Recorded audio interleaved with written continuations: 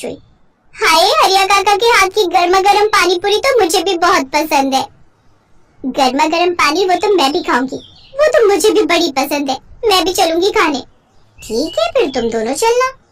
शाम को रीना अपनी दोनों सहेलियों के साथ अपने बाबा के ठेले पर आ जाती है। हरिया बीच बाजार में गर्मा गर्म पानी पूरी बनाकर बेचता था। इस तरह की पानी पूरी शहर में कोई नहीं बेचता था, इसलिए कुछ अलग नाम सुनकर सभी उसके ठेले पर पानी पूरी खाने जरूर आते।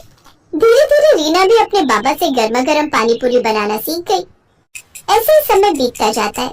कॉलेज की पढ़ाई खत्म करने के बाद दोनों अमीर सहेलियां पढ़ाई करने के लिए बैंगलोर चली जाती हैं। और इधर अब रीना के बाबा की तबीयत ठीक नहीं रहती, जिस कारण अब वो ये अपने बाबा का काम संभाल लेती है।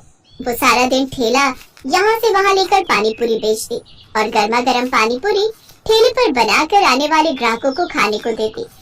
गर्मा गर्म पानी पूरी खाओ, गर्मा गर्म पानी पूरी एक बार खाओगे बार बार आओगे, आइए आइए गर्मा गर्म पानी पूरी। कुछ साल और बीत गए और अब निधि और सौम्या की शादी दो सगे भाइयों से हो गई।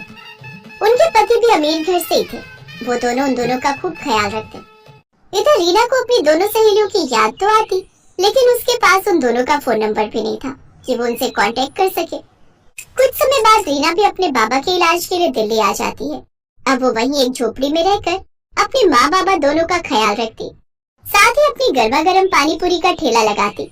इधर निधि और सौम्या के पतियों का ट्रांसफर भी दिल्ली हो जाता है। फिर एक रोज, सौम्या चलो, आज मैं तुम सबको पानी पूरी खिलाने ले चलता हूँ। तुम सबको तो पता ही है दिल्ली खाने पीने के लिए कितनी मशहूर है। हाँ, फिर तो सभी चलते, बड़ा मजा आएगा। वो सभी सुखीराम पानी पूरी वाले की पानी पूरी खाने खान मार्केट चले जाते हैं, जिसे खाकर सौम्या कहती है, मुझे तो यहाँ की पानी पूरी बिल्कुल पसंद नहीं आई। हाँ सौम्या, और खाकर तो देखो। सौम्या बिल्कुल ठीक कह रही है, वो स्वाद नहीं है इसमें, हमें नहीं खानी और पानी पूरी। पानी पूरी तो हरिया काका और हमारी दोस्त रीना बनाती है, लेकिन पता नहीं अब वो कहाँ है। कमाल है, इतनी बढ़िया तो है। खैर, मैं तो एक प्लेट और खाऊंगी। ऐसे ही समय बीतता है। फिर एक रोज, यार निधि पता नहीं अपनी दोस्त रीना कहाँ होगी, कैसी होगी। कॉलेज छोड़ने के बाद उससे कभी मिलना ही नहीं हुआ। हाँ यार, मुझे भी उसकी बड़ी याद आती है। एक बार जब कानपुर गई थी अपनी कजिन की शादी में तो उसके घर भी गई थी, लेकिन वहाँ ताला लगा हुआ था।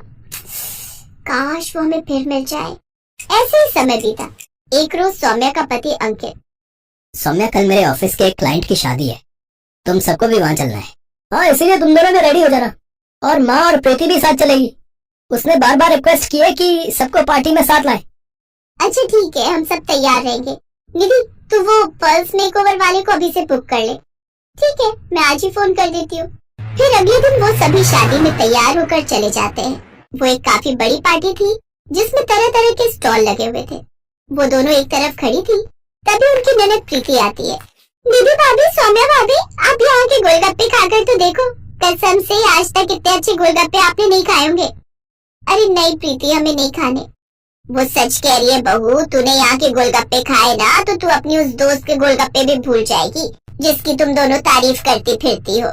निधि और सौम्या दोनों उस पानी पूरी के स्टॉल पर जाती हैं, जहाँ वो खाती है गर्मा गर्म पानी पूरी। अरे ये गर्मा गर्म पानी पूरी, इनका स्वाद तो बिल्कुल ऐसा है जैसे अपनी रीना के बाबा बनाते थे और रीना भी। अरे भैया, ये गोलगप्पे किसने बनाए? बहन जी, ये तो अंदर एक मैडम बनाती जा रही है और इस स्टॉल पर हम बेच रहे हैं। ये तो वही गोलगप्पे। जल्दी चल सौम्या। वो दोनों अंदर जाती है जहाँ रीना गर्मा गर्म गोलगप्पे बना रही थी। सौम्या और निधि को वो देखती है तो बड़ी खुश होती है।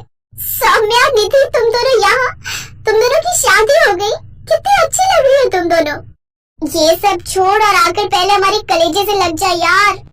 ये बता रीना, तू इस हालत में कैसे, इतनी पढ़ी लिखी होकर भी तू ये सब शादी में गोलगप्पे बनाकर बेच रही है।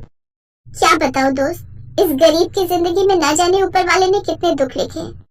कॉलेज खत्म होने के बाद अचानक बाबा की तबीयत खराब रहने लगी, इसलिए घर खर्च चलाने के लिए मैं पानी पूरी बनाकर बेचने लगी। फिर बाबा के इलाज के लिए मैं उन्हें दिल्ली ले आई, लेकिन एक रोज अचानक उनकी मौत हो गई। खुद को संभालिए, अब वो कभी नहीं लौटेंगे।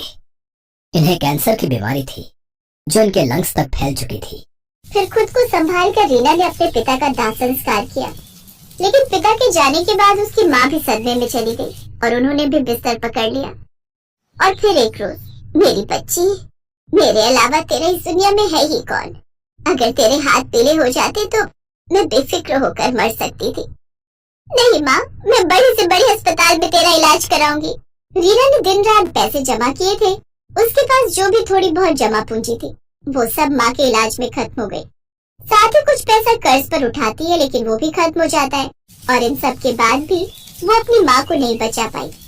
तू भी मुझे छोड़कर चली गई माँ। अब मैं अनाथ हो गई। मैं किसके भरोसे रहूंगी? अब मैं थकी हारी काम से आऊंगी तो कौन मेरे सर पर प्यार से हाथ फेरेगा माँ? कौन? उस दिन के बाद मैं अकेली दिल्ली की सड़कों पर गर्मा गर्म पानी पूरी बनाकर बेचने लगी और अपना पेट पालने लगी और शादी ब्याह के ऑर्डर भी लेने लगी।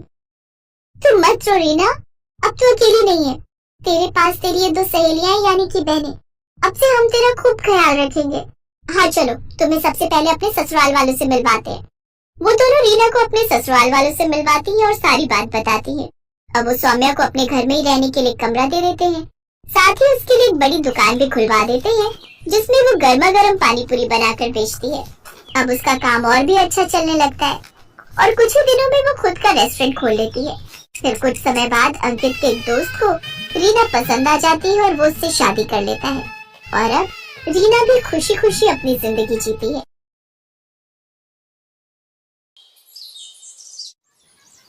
अरे भाई, कैसे दिए गोलगप्पे? 50 रुपए की प्लेट है। और एक प्लेट में कितने गोलगप्पे? 6 गोलगप्पे होंगे। और कितने? अरे बाप रे बाप, 50 के 6 गोलगप्पे, इतने महंगे। तभी सोचो तुम्हारी दुकान में भीड़ क्यों नहीं है।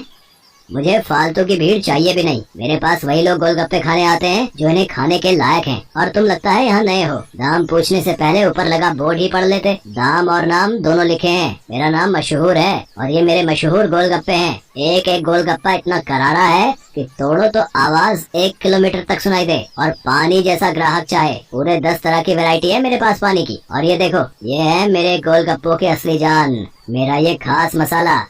हाँ हाँ, ये सब तो ठीक है, पर फिर भी 50 रुपए वाकई बहुत ज्यादा है। दाम तो यही है और यही रहेगा। अब तुम देख लो कि तुम मेरे गोलगप्पे खाने के लायक हो या नहीं। अरे ये क्या बात हुई? तुम ऐसे बात करते हो अपने ग्राहक से? नहीं, ग्राहक से तो नहीं, पर जो फालतू मेरा वक्त बर्बाद करे उससे मैं ऐसे ही पेश आता हूँ। चलो अब आगे बढ़ो और कोई सस्ता गोलगप्पे का ठेला ढूंढो। मशहूर ऐसा ही था। ये बात तो 100% सच थी कि वो गोलगप्पे बहुत ही अच्छे बनाता था, लेकिन इस बात पर उसे घमंड भी बहुत था। मशहूर का मानना था कि उसके पास हुनर और किस्मत दोनों का साथ है, इसीलिए उसे पूरा यकीन था कि उसका काम कभी मंदा पड़ ही नहीं सकता। और वास्तव में ऐसा हो भी रहा था। मशहूर के पास भले ही ग्राहक कम थे, लेकिन उनसे ही वो अच्छा खासा मुनाफा कमा लेता था। फिर कुछ दिनों के बाद, हाँ भाई लाओ जरा गोलगप्पे तो लगाना। अरे तुम फिर से आ गए? रेट कम नहीं होंगे, पहले ही बता रहा हूँ। हाँ हाँ, मैं तुमसे कम करने को कह भी नहीं रहा हूँ। ऐसा करो, सिर्फ मुझे नहीं, इन सबको भी गोलगप्पे खिलाओ और इन सबके पैसे मैं दूंगा। हैं, पगला गए हो क्या? अब ऐसा करो, पहले पैसे रखो मेरे सामने, फिर बात करना। तुम भी ना बड़े शक्की हो। ये लो, ये रखे तुम्हारे पैसे। इतना कहकर सूरज ने पूरे 2000 रुपए मशहूर के सामने रख दिए। सूरज अपने साथ जिन लोगों को लेकर आया था वो देखने में ही गरीब लग रहे थे। मशहूर ने सभी को गोलगप्पे खिलाए, जिसके पैसे सूरज नहीं दिए। फिर सबके जाने के बाद, क्या बात है भाई, कोई लॉटरी वॉटरी लग गई है क्या? अभी तो नहीं लगी, पर जल्दी लगने वाली है। क्या मतलब? तुम्हें कैसे पता कि लॉटरी लगने वाली है तुम्हारी? क्योंकि निरंजन बाबा ने मुझसे ऐसा कहा है। वो बहुत ही बड़े सिद्ध बाबा है। उन्होंने मुझसे कहा है कि मैं जितने लोगों का पेट भरूंगा, वो भी बिना उनसे कुछ लिए, मेरी लॉटरी लगने के उतने ही चांसेस बढ़ जाएंगे। तुम भी निरे उल्लू हो भाई, हैं? बाबा जी ने तुम्हें गरीबों को खाना खिलाकर कुछ भला काम करने को कहा होगा। जितने पैसे तुमने मेरे गोलगप्पे खिलाने में खर्च किए, उतने में तो तुम पूरा भंडारा कर सकते थे। मैं जानता हूँ, पर मुझे इन लोगों को कुछ ऐसा खिलाना था जो इनके बस के बाहर हो। खाना तो कोई ना कोई इन्हें खिलाई देता होगा, पर तुम्हारे गोलगप्पे वो इनके नसीब में कहाँ से आते? और बाबा जी ने मुझसे यही तो कहा था कि जाकर किसी का नसीब बदलो, तो मैंने बदल दिया। अब देखना, मेरी लॉटरी जरूर लग जाएगी। मशहूर और सूरज बात कर ही रहे थे कि तभी सूरज का फोन बजने लगा। हेलो, हाँ भाई, क्या क्या तू सच बोल रहा है? सच में? वाह भाई, मजा आ गया भाई, मजा आ गया। तो मैं बस वहीं आ रहा हूँ, वहीं आ रहा हूँ। अरे अरे, क्या हो गया? कहाँ भागे जा रहे हो? मेरी लॉटरी लग गई भाई, वो भी पूरे 10 लाख की। शुक्रिया भाई। पार्ट 2 जल्द ही आने वाला है। पार्ट 2 के लिए सब्सक्राइब करें, कमिंग सून। और अगली बार और ज्यादा लोगों को लेकर आऊंगा। तुम तैयार है ना? इतना कहकर सूरज वहाँ से चला गया, लेकिन मशहूर को सोचने पर मजबूर कर दिया। मेरे गोलगप्पे ऐसा भी कर सकते हैं, मुझे तो पता ही नहीं था। अगर मुफ्त में मेरे गोलगप्पे खिलाकर इस लड़के की किस्मत खुल सकती है तो फिर मेरी क्यों नहीं। हाँ, अब से मैं भी लोगों के नसीब बदलूंगा।